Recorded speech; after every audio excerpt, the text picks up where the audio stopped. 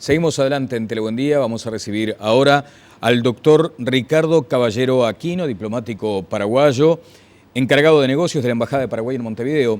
Querríamos decirle, por ejemplo, bueno, embajador o encargado de negocios de una embajada, pero que no es reconocida en este momento por nuestro país. ¿Es correcto? Buen día. ¿Cómo le va, doctor? Muy buenos días, señor Castro. Y un placer acompañarle en esta mañana y presentarle antes que nada una gran queja a Monte Carlo Televisión. A ver, cuente. El programa de Escobar Gaviria me tiene despierto hasta medianoche y eso no puede ser. Yo a las 10 tendría que estar dormido. Bueno, pero nos alegra porque además tiene un volumen de rating que nos sirve. Así que más allá de su reclamo, creo que no vamos a ceder en ese impulso de ganar audiencia. Me resulta mucho más fácil verle a usted a las 7 de la mañana que estar a medianoche, pero estamos en ambos lados. Bueno, Paraguay realmente nunca fue suspendido ni las relaciones, pero sí Uruguay decidió retirar su embajador de Paraguay, por lo tanto las relaciones están a cargo de encargados de negocios. Yo no llegué a presentar las cartas credenciales, entonces tengo el rango de embajador, pero no las plenipotencias de embajador. Exactamente. Y gracias a eso me mantengo acá.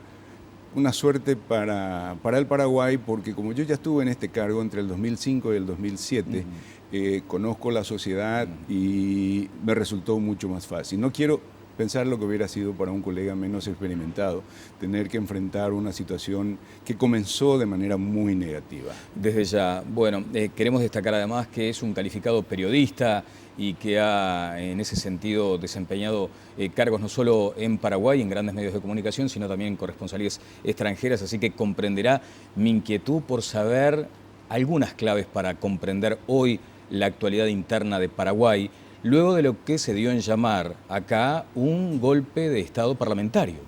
Exacto, que es una contradicción en términos, es un oxímoron. No había una pistola, no se obligó a nadie.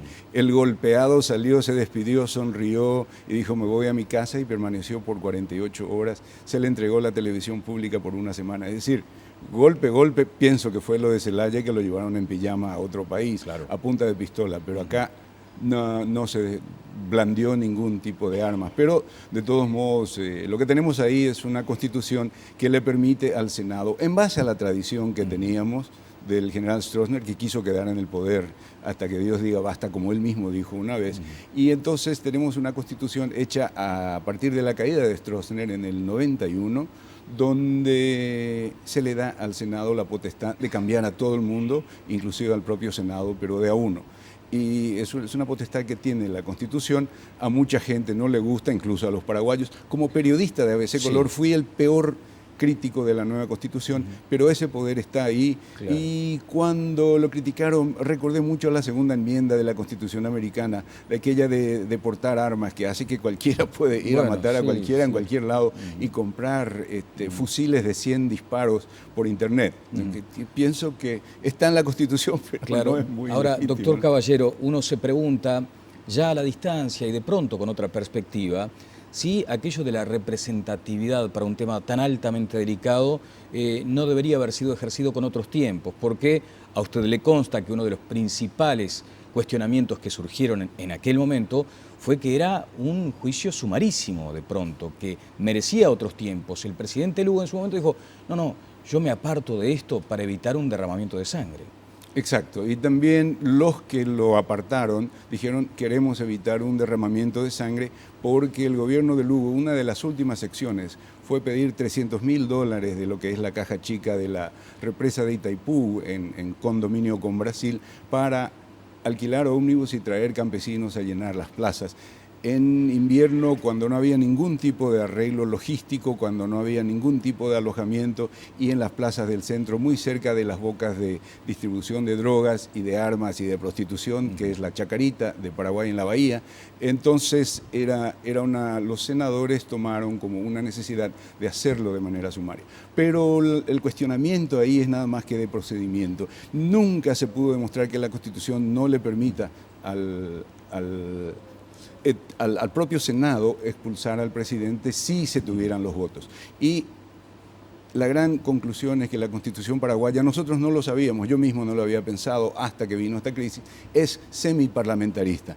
Cuando los votos están ahí, el Senado le puede sacar a cualquiera. Bueno, como usted dice, una Constitución que además nace de circunstancias tremendamente dolorosas para el Paraguay, por lo tanto interpretarla desde acá a veces es un ejercicio que demanda mucho esfuerzo intelectual. Me permito sentirme colega suyo en cuanto a periodista y en cuanto a creer que el asunto de la objetividad está absolutamente superado por lo que es el periodismo honesto en todo caso. O sea, la intelectualidad honesta para interpretar algunos hechos. En ese sentido le pregunto, honestamente como periodista, como observador, ¿no entiende de pronto que hubo demasiada tendencia de aquellos grupos dominantes tradicionalmente en el Paraguay para desplazar a un hombre de izquierda que, según se veía también, estaba exhibiendo niveles interesantes de popularidad en la sociedad? Por un lado existían todos esos indicios estaban a la vista, pero por otro lado también el problema de traer a un outsider tan alejado de la política, de una profesión donde el obispo es el príncipe del Imperio Romano que solamente responde al emperador, en este caso el Papa. El estilo de administración de la Iglesia es el del Imperio Romano. Entonces el obispo no acepta nada que no sea el Papa. Nadie le puede decir al obispo qué hacer. Creo que el presidente Lugo trajo esa actitud y lo primero que hizo fue destruir su propia coalición. Entonces un político que destruye su coalición se va.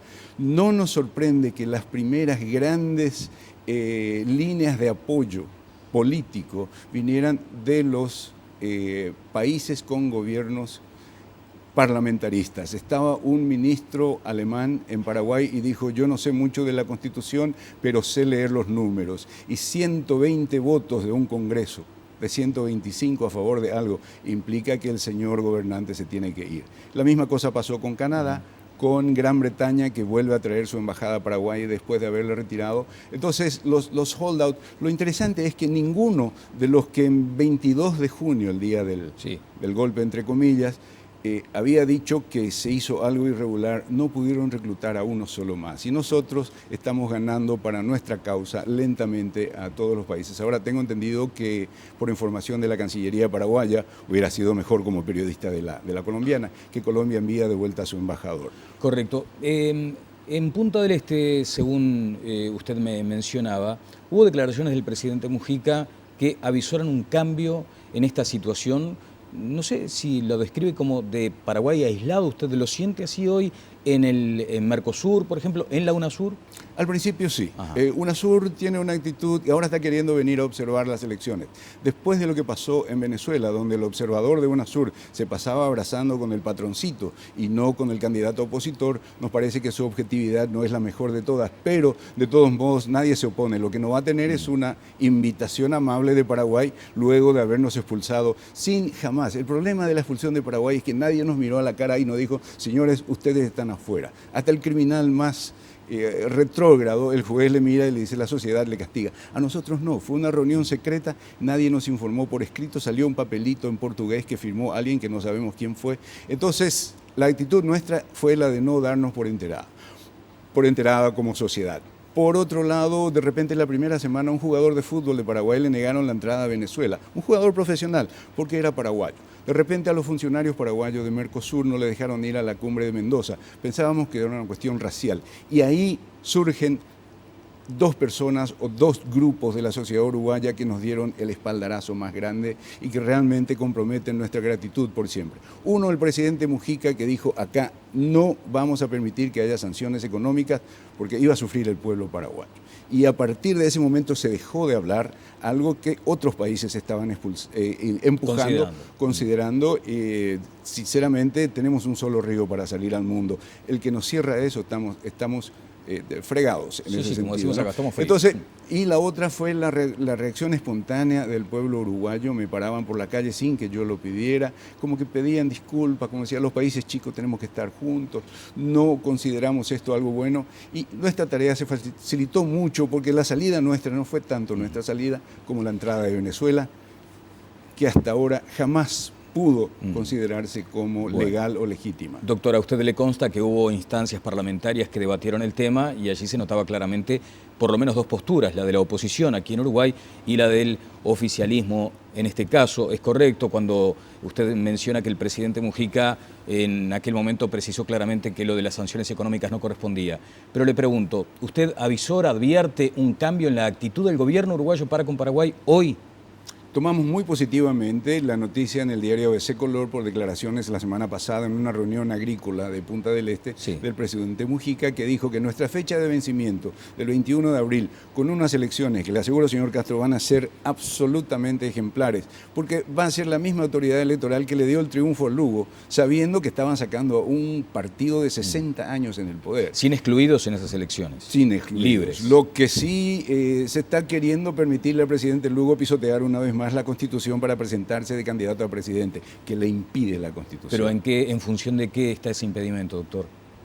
Dice que una persona solo puede candidatarse y ganar una vez. Ajá. No dice terminar o no terminar el periodo. Ajá. Entonces, y nunca más ser reelecto. Era una constitución en contra de Stroessner, que justamente se había hecho reelegir 7 veces, ¿no? Entonces, eso está claro. Hay gente del sector político de Paraguay que dice permítanle, porque Lugo no va a tener el número de electores necesario para venir.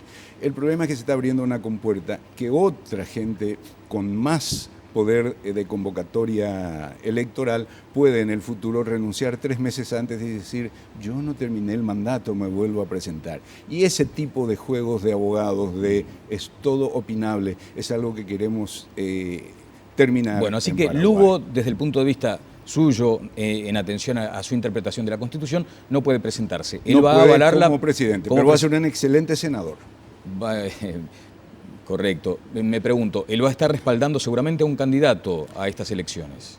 Sí, tiene un grupo que se llama el Frente Guazú, el Frente Grande, y estaban peleando un tanto, pero finalmente ya va a respaldar a Mario Ferreiro, un colega que viene de la televisión, excelente, alumno mío de inglés de la Universidad de Paraguay, una excelente persona que va a estar representando a la izquierda. Pero es casi un sacrificio ahora el presentarse a la presidencia, porque realmente la recompensa está en los cargos parlamentarios. Bien, doctor, no me respondió respecto a lo de Mujica, que estaba señalando lo que había dicho ahí en la GICARD, en Punta del Este, respecto al cambio de vínculo entre Uruguay y Paraguay.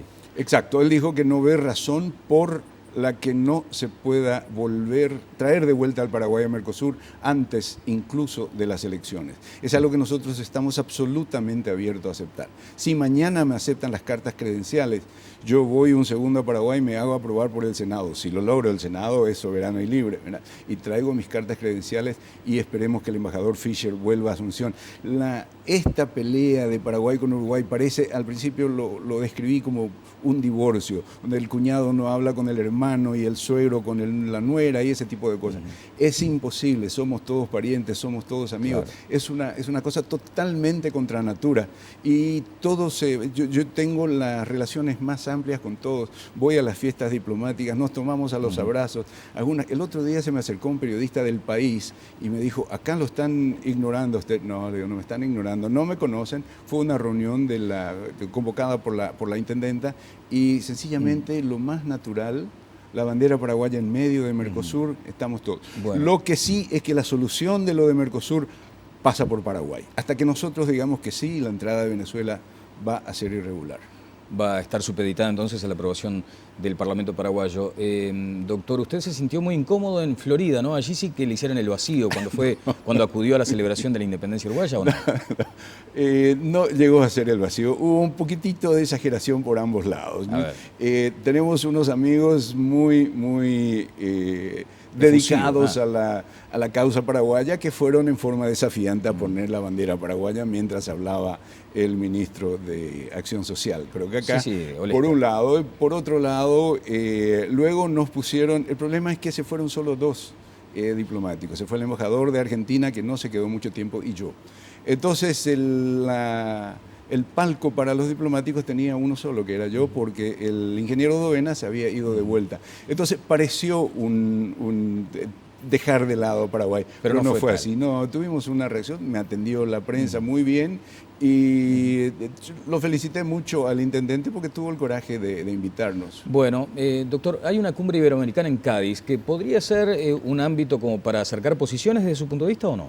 Sí, España se comprometió.